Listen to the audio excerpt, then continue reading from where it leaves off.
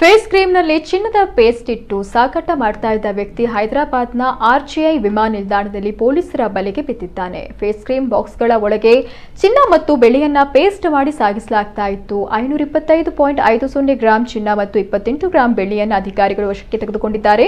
ಒಟ್ಟು 58.16 ಲಕ್ಷ ಬೆಲೆ ಬಾಳುವ ಚಿನ್ನ ಬೆಳ್ಳಿಯನ್ನ ಪೊಲೀಸರು ವಶಕ್ಕೆ ಪಡೆದುಕೊಂಡಿದ್ದಾರೆ.